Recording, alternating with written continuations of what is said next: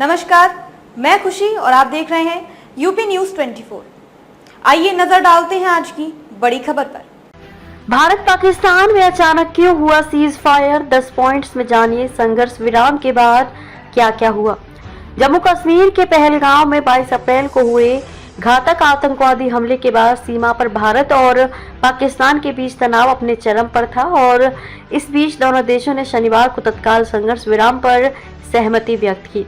अमेरिकी राष्ट्रपति Donald Trump ने ट्वीट कर बताया कि ये सफलता तब मिली जब 2 दिनों तक लगातार दोनों देशों के नेताओं से गहन बातचीत की गई। भारत और पाकिस्तान के बीच तनाव तब शुरू हुआ था जब पहलगांव में आतंकियों ने 26 नागरिकों की हत्या कर दी थी। जवाबी कार्रवाई में भारत ने 7 मई को ऑपरेशन सिंदूर शुरू किया, जिसके तहत पाकिस्तान के कब्जे वाले कश्मीर में स्थित 9 आतंकी ठिकानों पर सटीक हमले किए गए। इसके बाद पाकिस्तान ने जम्मू कश्मीर, पंजाब, राजस्थान और गुजरात के इलाकों को निशाना बनाकर ड्रोन हमले किए थे। इन हमलों को भारतीय डिफेंस सिस्टम ने रोक दिया था, लेकिन इन हमलों की वजह से भारत और पाकिस्तान के बीच तनाव और भी ज्यादा बढ़ गया था। बढ़ती चिंता के बीच अमेरिका ने तनाव को कम करने में महत्वपूर्ण भूमिका निभाई। अमेरिकी विदेश मंत्री मार्को रूबियो ने कहा कि उन्होंने और उपराष्ट्रपति जेडी वेंस ने दोनों देशों के वरिष्ठ अधिकारियों के साथ चर्चा की।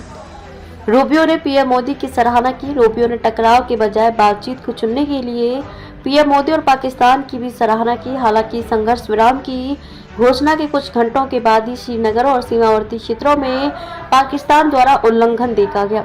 आइए जानते हैं सीज फायर के बाद क्या क्या हुआ।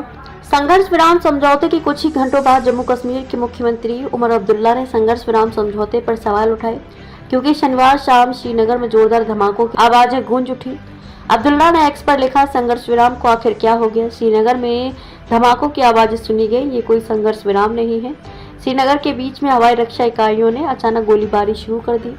इससे पहले अमेरिका ने युद्ध विराम का श्रेय लिया था। CNN के अनुसार यह बताया गया था कि ये उपराष्ट्रपति जेडी वेंस ही थे, जिन्होंने अंततः प्रधानमंत्री मोदी को शुक्रवार को पूर्वी समय अनुसार दोपहर 12 बजे फोन करके आग्रह किया था कि वे भारत को पाकिस्तान से सीधे बात करने के लिए कहें, ताकि तनाव कम करने के लिए उपलब्ध विकल्पों पर विचार किया जा सके। CNN के अनुसार अधिकारियों ने कहा कि वेंस ने सबसे पहले खुफिया जानकारी ट्रंप को दी और फिर पीएम मोदी को फोन करके बताया कि अमेरिका का मानना है कि अगर सप्ताह के अंत तक में दोनों देश शांत नहीं हुए तो तनाव बढ़ने की बहुत अधिक संभावना है।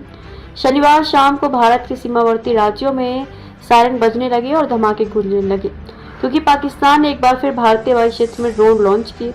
श्रीनगर में जोरदार धमाके की खबर मिली, जबकि उधमपुर और जम्मू क्षेत्र के अन्य हिस्सों में हवाई हमले के सायरन बजने लगे। जम्मू कश्मीर, पंजाब और राजस्थान के कई इलाकों में एहतियात के तौर पर ब्लैकआउट लागू कर दिया गया था, क्योंकि रात में उकसावे की लगातार हो रही घटनाओं में एक और पाकिस्तानी ड्रोन घुसपैठ की बात सामने आई थी। सेना की व्हाइट नाइट कोर ने बताया कि नागरोटा मिलिट्री स्टेशन पर मौजूद एक जवान ने समय रहते कार्रवाई करके संभावित घुसपैठ को नाकाम कर दिया, जिसके बाद दोनों तरफ से हल्की गोलीबारी हुई और कुछ लोग मामूली रूप से घायल हो गए। संदिग्ध की तलाश में तलाशी अभियान भी चलाया गया। विदेश सचिव विक्रम मिस्री ने संघर्ष विराम उल्लंघन के बाद प्रेस वार्ता की और कहा, पिछले कुछ घंटों से पाकिस्तान की ओर से इस समझौते का उल्लंघन किया जा रहा है। भारतीय सेना जवाबी कार्रवाई कर रही है और सीमा पर इस घुसपैठ से निपट रही है।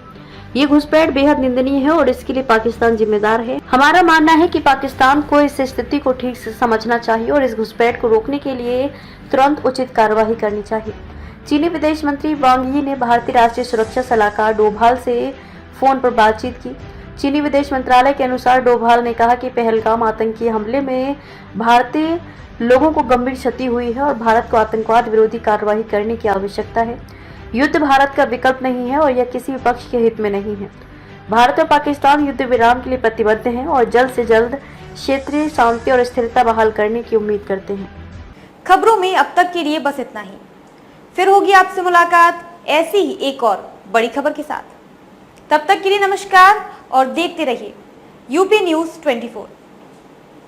ऐसे ही लेटेस्ट अपडेट्स पाने के लिए हमारे चैनल यूपी न्यूज 24 को सब्सक्राइब करें और बेल आइकन दबाना ना भूलें, जिससे आपको लेटेस्ट अपडेट्स का नोटिफिकेशन मिल जाए।